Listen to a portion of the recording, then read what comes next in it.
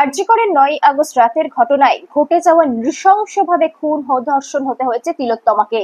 সেই তিলোত্তমার বিচার চেয়ে বামপন্থী গণসংগঠন সমূহের ডাকে গ্রামীণ হাওড়ার বাউরিয়া ফোর্ট গ্লস্টার মেইন গেটের সামনে ১১ই সেপ্টেম্বর বুধবার ২০২৪ বিকেল ৫টা থেকে অবস্থান বিক্ষোভ কর্মসূচি সংগঠিত করে।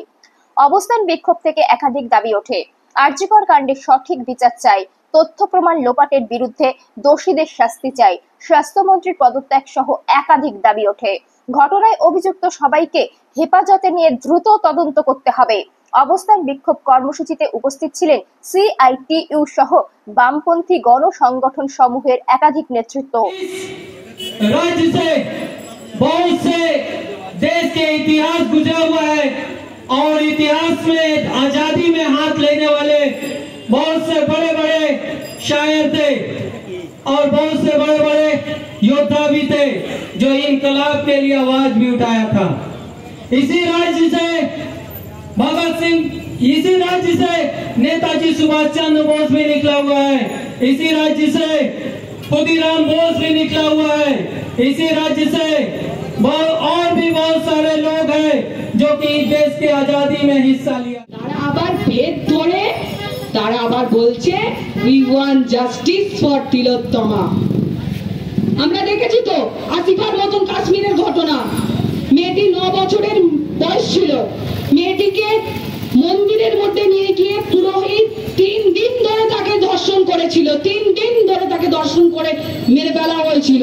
যখন ওখানকার লোকেরা সেই পুরোহিতের বিচার চাওয়ার জন্য যখন জড়ো হয়েছিল, তখন এই বিজেপি সরকার, এই কেন্দ্রীয় সরকার, এই মোদিজির বেটি বাঁচাও বেটি পড়াও সরকার, যারা এখন এই তিলোত্তমা নিয়ে বলছে উই ওয়ান্ট জাস্টিস, এই দেশের সরকারের লোকেরা এই জাতীয় পতাকা নিয়ে, ভাবুন তো এই জাতীয় পতাকা হচ্ছে আমাদের কত বিপ্লবী, কত মায়েদের রক্ত ঝরিয়ে আজ আমরা এই জাতীয় পতাকাটাকে অর্জন করি।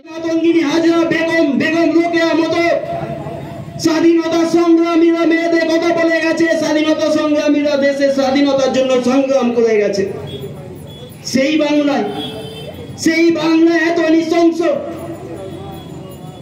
মেয়েটিকে রেপ করেছে, তার পেলভিস মানে মেরুদণ্ড থেকে গা থেকে যে শীত দাঁড়াটা নেমে এসছে সেটাকে আমরা মেরুদণ্ড বলি, ঠিক তার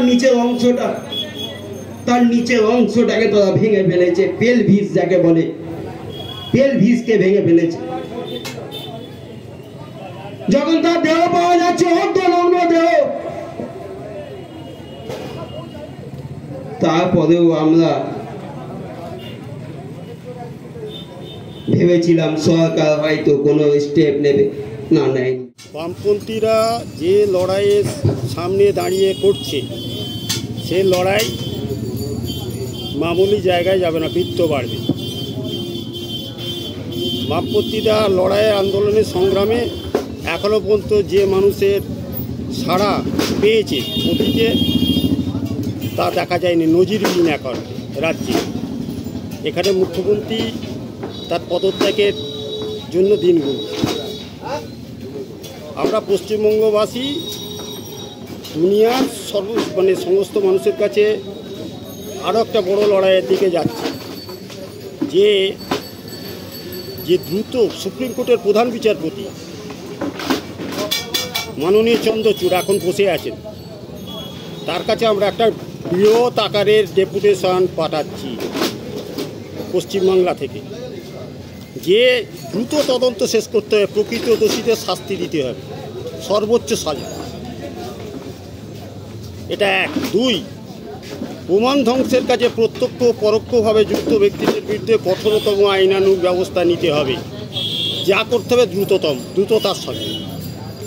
পশ্চিমবঙ্গের স্বাস্থ্যক্ষেত্রে যে প্রমাণ দুর্নীতি, যা আমরা শিক্ষাক্ষেত্রেও দেখেছি, দুর্নীতিতে যুক্ত সকলের বিরুদ্ধে দ্রুত তদন্ত শেষ করতে হবে, আইনানুগ ব্যবস্থা গ্রহণ করতে হবে।